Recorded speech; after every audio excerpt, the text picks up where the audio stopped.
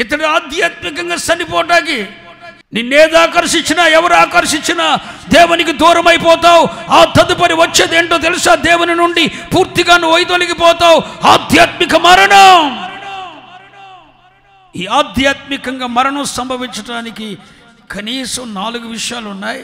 అందులో ఒక విషయాన్ని మనం తీసుకొస్తున్నా. రోమాపత్రిక 8వ అధ్యాయం 5వ వచనం. రోమాపత్రిక 8వ అధ్యాయం 5వ వచనం. శరీరానుసారులు శరీర విషయముల మీద మనసుంతురు. శరీరానుసారులు శరీర విషయముల మీద మనసుంతురు. ఆత్మానుసారులు ఆత్మ విషయముల మీద మనసుంతురు. శరీరానుసారులు శరీరానుసారులు శరీర విషయములో మనస్సునుంతురు. ఆత్మానుసారులు ఆత్మ విషయములో మనస్సు ఉంతురు. శరీరానుసారమైన మనసు మరణము. మరణం మరణం జీవము గల సంఘములో 2 రకాల మనుషులు ఉన్నారు. రక్షింపబడిన వారిలోనే 2 రకాల మనుషులు ఉన్నారు. రక్షింపబడి నూతన జన్మ అనుభవం పొంది రక్షణార్థమైన బాప్తిసం పొందిన వారిలోనే 2 రకాల మనుషులు ఉన్నారు.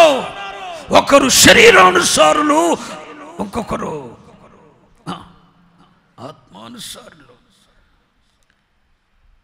ఈ శరీరానుసారులు శరీర విషయములో మనసుంచుతారు. ఈ శరీరానుసారుడు శరీర విషయంలో మనసుంచుతాడు. ప్యాషన్ ఎట్లా మెయింటైన్ చేయాలి,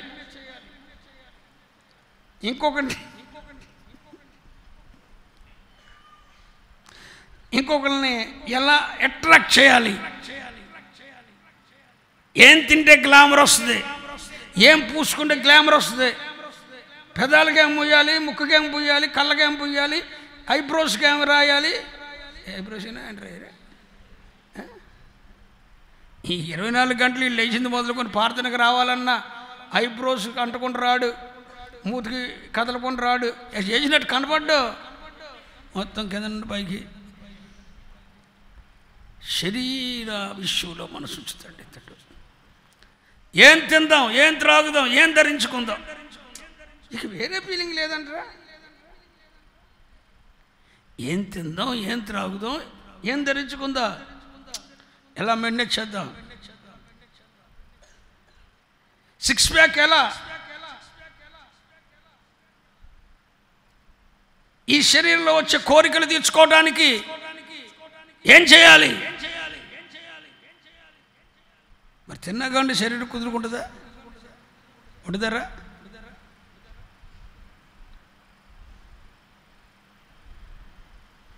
దీంట్లో పుట్టుకొచ్చాయి.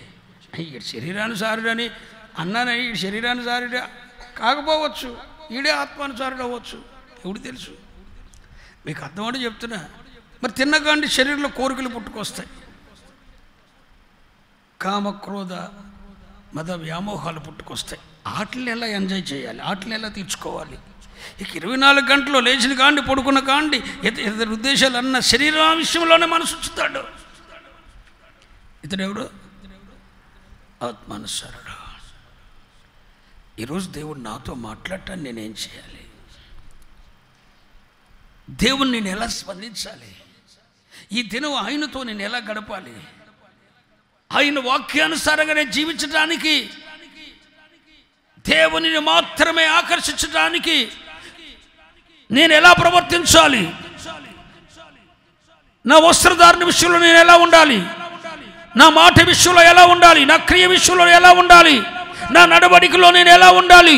నా జీవిత కాలంలో ఇదిగో దేవుని సంతోషపెట్టడానికి, నా ఆత్మ బలం పొందటానికి, నా ఆత్మ బలహీనపరచబడకుండా ఉండటానికి, నాలో ఉన్న దేవుని ఆత్మ, జీవపు ఆత్మ బలహీనపరచకుండా ఉండాలంటే, ఆత్మ బలహీనపరచకుండా ఉండాలంటే ఎవరితో సహవాసం చేయకూడదు, ఎక్కడికి వెళ్ళకూడదు, ఏది ఆలోచించకూడదు. ఏం చేయకూడదు, ఒకవేళ ఎవడైనా కోప్పడకుండా ఉండాలంటే ఏం చేయాలి, ఇలా ఆలోచిస్తూ ఉంటుంది. ఆత్మానుసారమైన విషయాలు, ప్రార్థన, భక్తి, సన్నిధి, బలిపీఠం, ప్రార్థన, దైవజనుడు, ఇక 24 hours ఈ ఆలోచన తప్ప ఇంకోటి ఉండదు.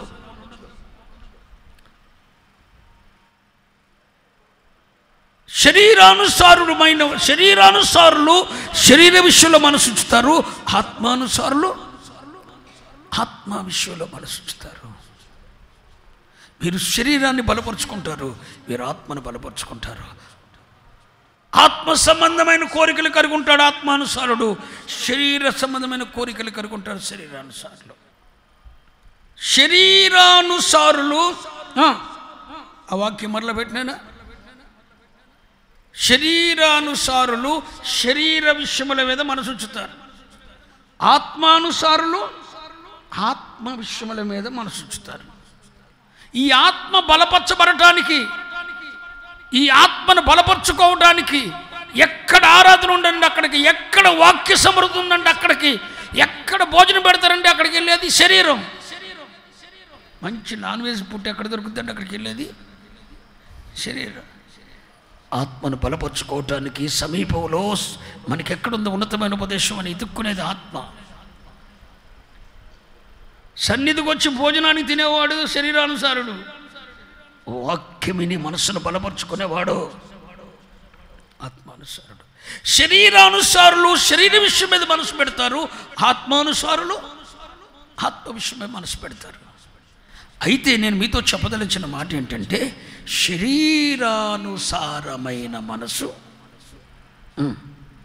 మరణం. ఆ మాట అందరూ చదవండి.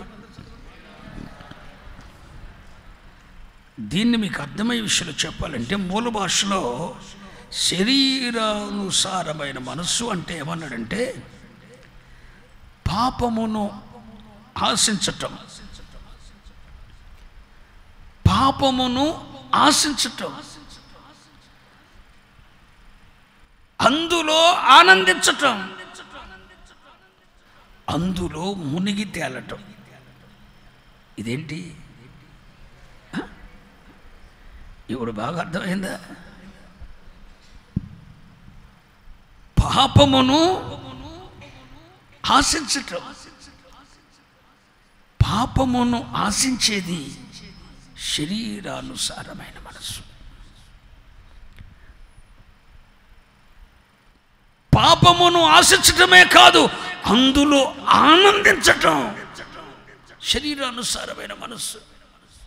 ఇక అందులోనే మునిగి తేలటం. మీకు అర్థం చేసుకోవాలి, ఈ శరీరంలో ఉన్నంత వరకు ఒక మాట చెప్తున్నా, ఆత్మీయుడికైనా శరీరానుసారుడికైనా, ఎంతటి ఆత్మీయుడికైనా ఈ శరీరంలో ఉన్నంత వరకు ఏదో ఒక ఆశ పుడుతూనే ఉంటుంది. ఇది సత్యం. ఎవ్వడు సచ్చే వరకు పరిపూర్ణుడు కాడు. ప్రతి ఒక్కడికి, ఎంతటి పరిశుద్ధుడికైనా ఏదో ఒక సమయంలో శరీరంలో ఉన్న ఆశ తీర్చుకోవాలన్న ఆశ వస్తుంది. కానీ ఆ ఆశను, ఆ కోరికను, ఆ ఆలోచనను చెరపట్టి క్రీస్తుకు అప్పగించి, ఇది నాలో పుడుతుందయ్యా, ఈ చేదైనా వేరు, దీన్ని అంతమొందించు ప్రభువా అని బ్రతిమలాడుకునేవాడు ఆత్మానుసారుడు. ఉన్నది ఉన్నట్టే చెప్తున్నా, అందరికీ ఆశ వస్తుంది. ఈ శరీరానుసారమైన మనిషికి కూడా ఆశ వచ్చింది. పాపమును ఆశించేది అందరికి వస్తుంది. ఈ శరీరంలో ఉన్న ప్రతి ఒక్కడికి వస్తుందండి. నాకు ఏ ఆశ లేవు అన్నాడంటే ఆడంత అబద్ధికుడు ఇంకొకడు లేడు. అబద్ధికుడు వాడు. ఆశ, కోరిక పుట్టినప్పుడు, పాపమును గూర్చిన ఆశ, కోరిక, ఆలోచన కలిగినప్పుడు దాన్ని చెరపట్టి క్రీస్తుకు అప్పగించి దాని మీద జయం పొందేవాడు ఆత్మానుసారుడు. కానీ శరీరానుసారుడు ఏం చేస్తాడు? పాపమును ఆశిస్తాడు, పాపములోనే ఆనందిస్తాడు, పాపములోనే మునిగి తేలతాడు. ఇట్టి మనసు కలిగిన వాడెవడు? శరీరానుసారుడు. కానీ ఆత్మానుసారుడు ఒకవేళ తప్పిపోయినా, పడిపోయినా బ్రతిమలాడుకుంటాడు దేవుణ్ణి. అయ్యా అయ్యా అయ్యా, నాకు మనశ్శాంతి లేదయ్యా, నెమ్మది లేదయ్యా, అయ్యా టెన్షన్ అయిపోయిందయ్యా, నా నరాలు బద్దులైపోతున్నాయి ప్రభువా, అయ్యో నాకు వద్దు ప్రభువా. పాపంలో ఒకవేళ పడినా ఆనందించలేడు, అందులో మునిగి తేలలేడు, ఫీల్ అవుతాడు, హృదయంలో వేదన కలుగుతుంది, భయముతో వణికిపోతాడు.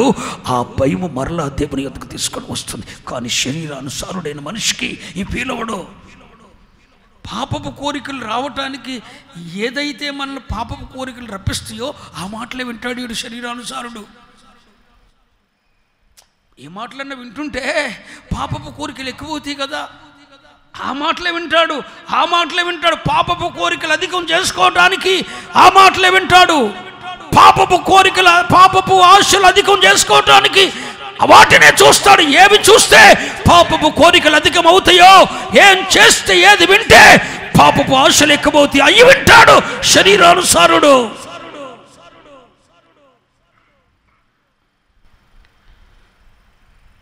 నేను చెప్తున్నది అర్థమవుతుందని నేను అనుకుంటున్నాను.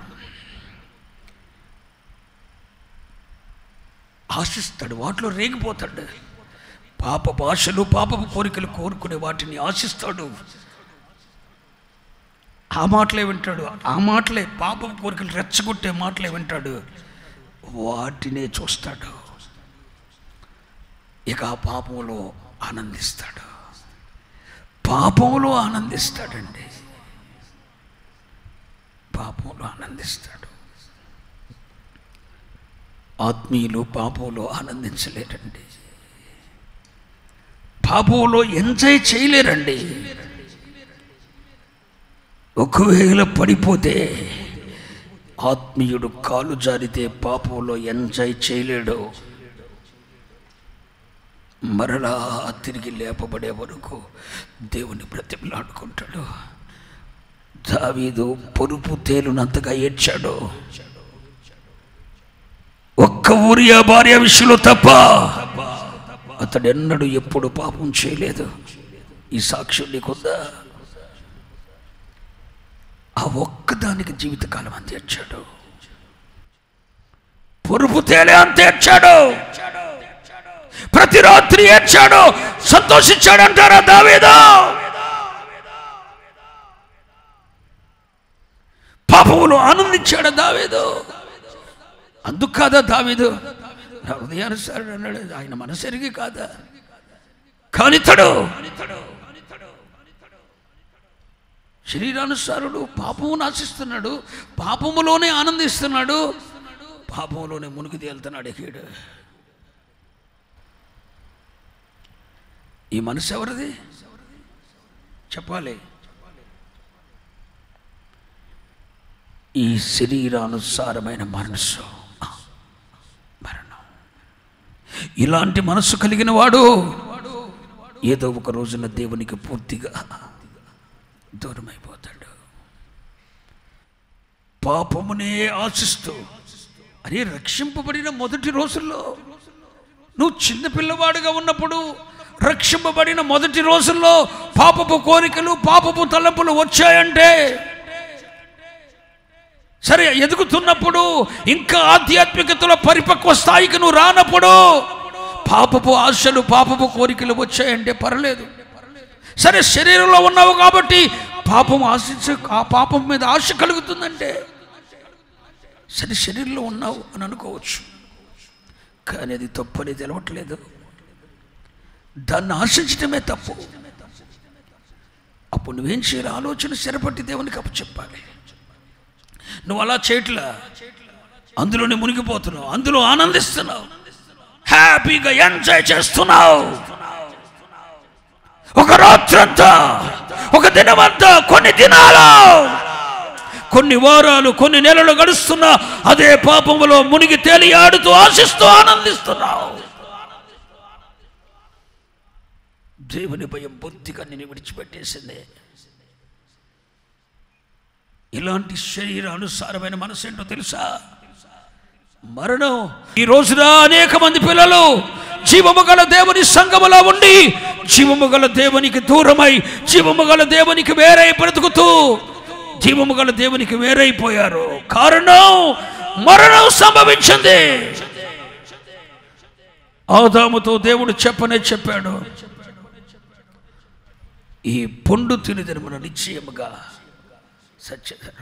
అంటే ఆధ్యాత్మికంగా మీరు నా నుండి వేరైపోతారు. ఇక మరి అన్నాడు నన్ను చనిపోయిన వాడు ఒక కుటుంబం నుండి, ఒక సమాజం నుండి, ఒక లోకము నుండి ఏ విధంగా వేరైపోతాడో ఈ పండు తిన్న రోజున నా నుండి, నా మహిమ నుండి, నా మహిమ ప్రదేశము నుండి పూర్తిగా వేరైపోతారు. ఈ రోజున జీవము గల దేవుని సంఘములో ఉన్న అనేక మంది యవనస్తులు, యువకులు, పెద్దవారు, అనుభవం కలిగిన వారు సైతము కూడా పూర్తిగా దేవునికి దూరమై, మహిమకు దూరమై పూర్తిగా వేరైపోయారు. ఇకన్నడు దేవుణ్ణి కలుసుకోలేకపోతున్నారు. కారణం శరీరానుసారమైన మనసు. శరీరానుసారమైన మనసు కలిగిన వారు ఆధ్యాత్మిక మరణం అనే కాటు తింటారు. కొంతకాలం తర్వాత వారు సన్నిధిలో కనపడరు. అరే ఆ యవనస్తుడు ఉండేవాడు ఏమయ్యాడురా? కాటు వేసింది. బాగా పరిచర్య చేసేవాడు, బాగా నమ్మకంగా ఉండేవాడు. ఆ యవనస్తుడు ఏమైపోయాడు? ఆ మనుషుడు ఏమైపోయాడు? పరిచర్యకి బాగా సపోర్ట్గా ఉండేవాళ్ళు కదండి. ఆ కుటుంబం ఏమైంది? అందరూ శాశ్వత కాలం మందిరంలో కూర్చోరండి. మందిరంతో అంటుకట్టబడి ఉండే కృప అందరికి ఉండదండి.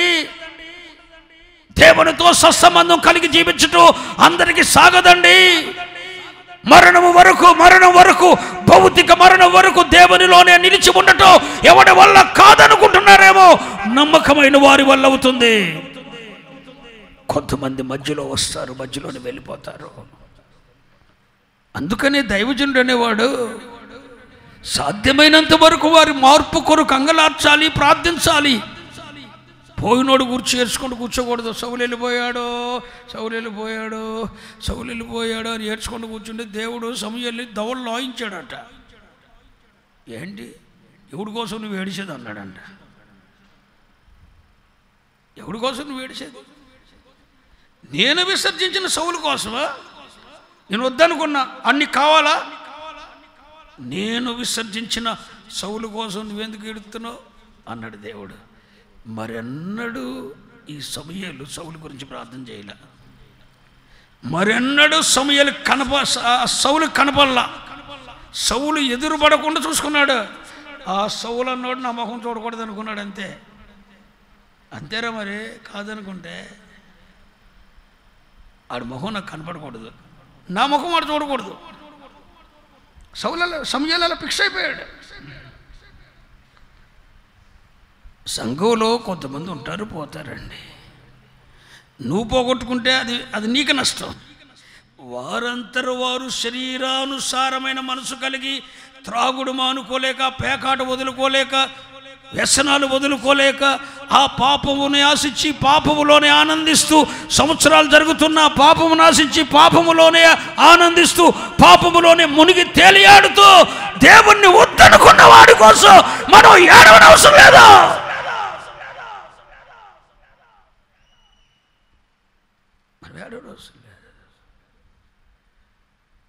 ఈ శుభవేళ ప్రభు నీతో మాట్లాడుతున్నాడు. కావాలని వాడు అక్కడ నిలబడ్డాడు, కావాలని తను ఆశించాడు, కావాలని అందులో నిలబడిపోయాడు, ఆనందిస్తున్నాడు. అతని మనస్సాక్షిని త్రోసిపుచ్చేశాడు. ఈ శరీరానుసారమైన మనసు మరణం.